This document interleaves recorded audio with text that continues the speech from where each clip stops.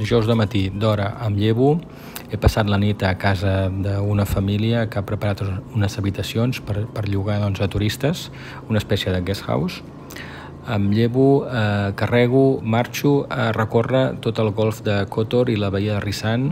A les 5 del matí he sentit que arribava un creuer, vull dir, s'ha fet sentir a l'arribar, i m'he acostat també a veure'l.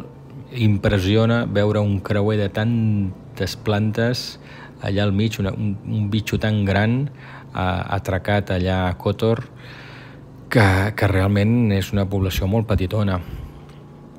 Segueixo fent el golf de Kotor, que està tot replet d'hotelets, cafeteries, restaurants, algunes finques que estan davant del mar.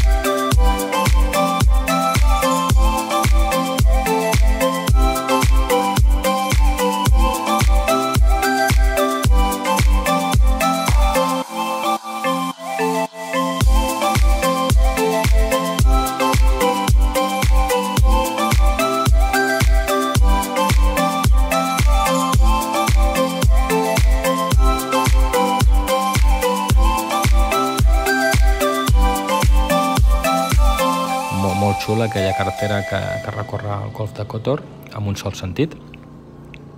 I allà, de fet, m'aparta, o sigui, estic conduint per aquesta carretera i m'aparta un cotxe de policia amb les sirenes que està fent d'obertura d'una pila de cotxes de gent jove que estan celebrant el fi de curs, estan celebrant la graduació. I aquí ja començo a veure lo complicat de tota aquella zona, perquè estic a Montenegro i alguns cotxes anaven amb banderes de Montenegro, d'altres anaven amb banderes de Sèrbia i també hi havia banderes de la República Srpska que està dintre de Bòsnia. El tema és molt divers.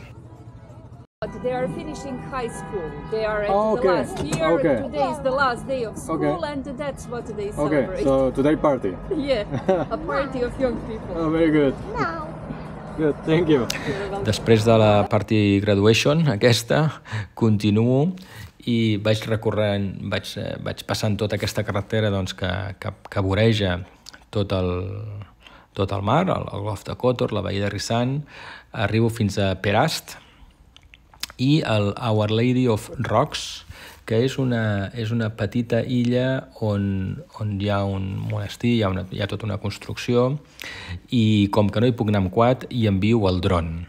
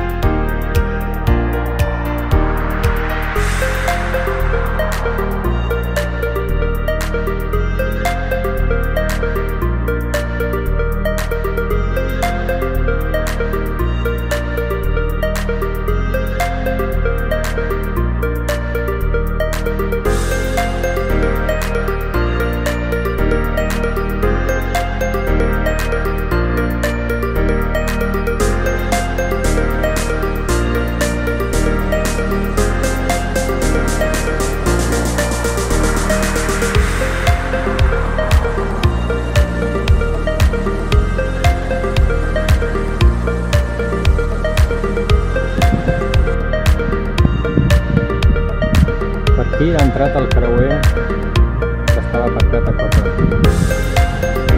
Sí, impressionant de veure'l passar per aquí. Per que ciutat tan estranya.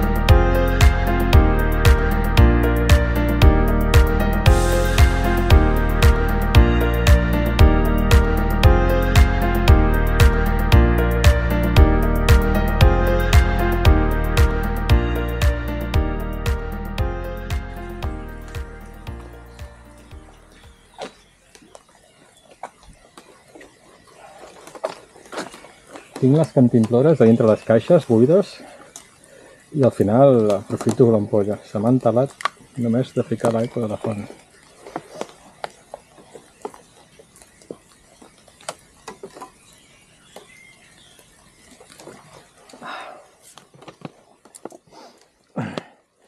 Mira, aquesta ampolla que m'havia de durar una nit, al final l'estic fent servir de cantimplora. El bo és que, com que té aquest foradet aquí, aquesta ranura, s'aguanta amb la goma. Que les cantimplores, no. És de plàstic, però és ben pràctic. Molt bé, molt guapo això, Molt xulo. Vinem a fer una barbacoa un dia. Let's go! Sense donar-me compte, he arribat a la frontera, perquè em pensava que Croàcia començava molt més avall, i he arribat a la frontera amb Montenegro, o sigui, he passat la de Montenegro, he sortit de Montenegro, i ara se suposa que més endavant hi haurà un control de Croàcia. Però no ho tinc clar. No ho tinc gens clar.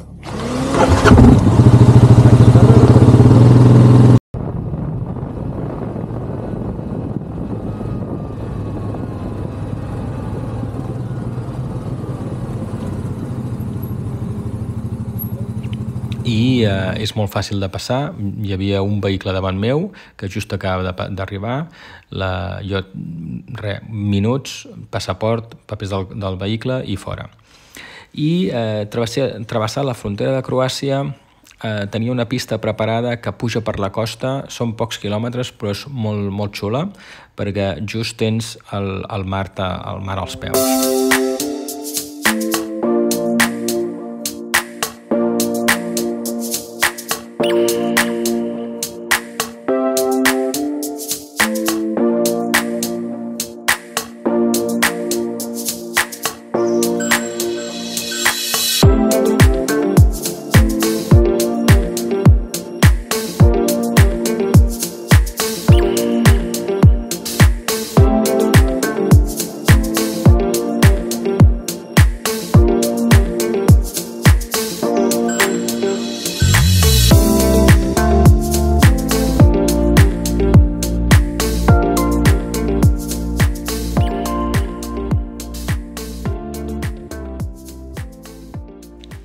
Segueixo pujant cap amunt fins a Dubrovnik. Dubrovnik, també una ciutat emmurallada, antiga, molt xula de veure i amb més temps m'agradaria tornar-hi alguna vegada. S'està fent tard, per lo que he de tirar cap amunt, cap al nord, perquè l'objectiu és arribar a Split, abans de la ciutat de Split, uns 20 quilòmetres de Split.